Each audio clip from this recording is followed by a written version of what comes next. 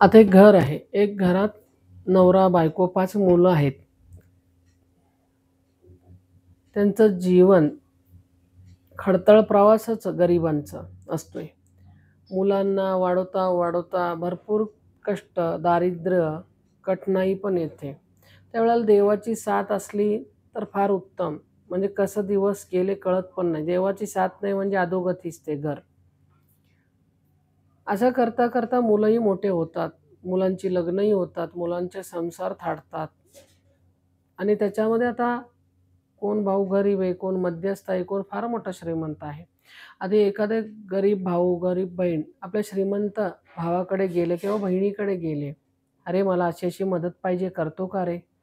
त्यावेळेला ते मुळात मदतच करत नाही. फार चुकीचं आहे. करणं गरजेचं आहे.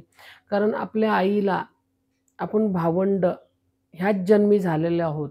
आपले आई-वडील ह्याच जन्मी आपल्याला भेटले. पुढे जन्मात ते ना आई-वडील भेटणार आहे, ना ते भावंड भेटणार आहेत. म्हणून मदत करा. अत्यंत ते गरजेचे असतात त्यावेळेला देवाने तुमच्याकडे त्यांना पाठवलेलं असतंय. ज्यावेळेला ते तीळ-तीळ तुटतात, अंतःकरणापासून रडतात, त्यावेळेला ते हाक परमेश्वरापर्यंत जाते. कारण तुम्ही भाऊ-बहिणींना मदत करत नाही का? तर तुम्ही तुमच्या संसाराचा सुख बघत असता, तुमच्या मुलांचं फ्युचर बघत असता, तुमच्या मुलांचं आयुष्य बघत असता, तुमच्या मुलांचं फ्युचर बघत असता. अरे, तुमच्या मुलांचं फ्युचर कधी होतंय, कधी घडतंय माहिती आहे? जोपर्यंत तुम्ही धर्माने आहात, सत्याने आहात, तोपर्यंत फ्युचर घडतंय. ज्यावेळेला तुम्ही अधर्माने वागायला लागला, असत्य करायला लागला, खोटं बोलायला लागला, आपल्या दारात भाऊ-बहीण मदतीला मागायला आलेले, त्यांना मदत केला नाही, त्यावेळेला तुमचं होतं ते नव्हतं होतंय. का? होत्याचं नव्हतं का होतंय? कारण तुमच्या दुष्कर्मामुळे. पुण्य पदरात आहे तोपर्यंत सगळं चांगलं चाललेलं असतंय. तो तुमच्या दारात येऊन बहीण असू दे, भाऊ असू दे, रडत गेलेले असतात. त्यावेळेला त्यांचं जे आहे, त्यांचा शाप ते तुम्हाला भोगावं लागतं, तुमच्या घरदाराला भोगावं लागतं, तुमच्या मुलांना भोगावं लागतं, 100% भोगावं लागतं. का माहिती आहे? अशीच एक कुटुंब होता. एक कुटुंबामध्ये 2 भावंड राहत होते. 2 भावंड. त्याच्यामधला मोठा भाऊ फार श्रीमंत होता आणि धाकटा भाऊ गरीब होता. आता धाकटा भाऊ मेला. त्यावेळेला त्याची बायको गेली भावाकडे, मोठ्या भावाकडे. बोलली, "मला थोडं काहीतरी शेत-बीत द्या, मी राबून खाईल. मुलांना मोठं करायचं आहे, द्या." त्यावेळेला मोठ्या भावाने काय केलं? काहीच दिलं नाही. आपल्या मुलासाठी सगळं ठेवलं.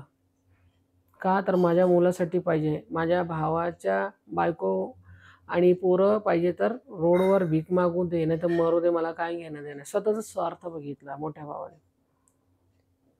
असंच जाता 2 वर्ष गेले. जे प्रॉपर्टी धाकट्या भावाचं घेतला होता, बळजबरी ठेवला होता ना,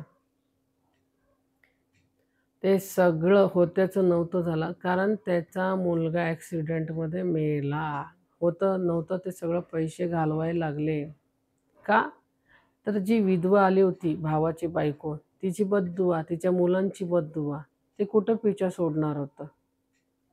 तेच प्रारब्ध कर्म आपल्या पदरात घेतला आणि होत्याचं नव्हतं करून बसला. कारण वरच्याच्या लाटीची आवाज होत नाही. कारण देव करोडो डोळ्यांनी तुमचं दुष्कर्म बघत असतो. भाऊ असू दे, बहीण असू दे, त्यांना सहाय्य करा, त्यांना मदत द्या. दिल्याने काय तुम्ही भिकारी होणार नाही, दिल्याने काय तुम्ही छोटे होणार नाही. तुमच्या पदरात चांगलं पुण्य जमा होणार. पाप जमा करून घेऊ नका. ज्याच्यासाठी ठेवता तो राहायला पाहिजे ना खायला, तोच राहायला नाही तर कोण खाणार ते? अरे, जरा माणुसकीने वागा, माणुसकीने राहा, दान धर्म करा, दुसऱ्याचं हिसकावून घेऊ नका, दुसऱ्याचं हिस्स्याचं खायला बघू नका, ज्याचं आहे त्याला देऊन टाका. आपल्या पदराचं असेल ना तर तरी मदत करा. कारण देव तुम्हाला कुठेच कमी पडू देणार नाही. तुमच्या वाईट वेळेला तेच पुण्यही तुमच्या कामी येतं आहे. लक्षात घ्या. ते बॅलन्स, पुण्याचं बॅलन्स. पैशाचा बॅलन्स नको आहे देवाला, पुण्याचा बॅलन्स पाहिजे.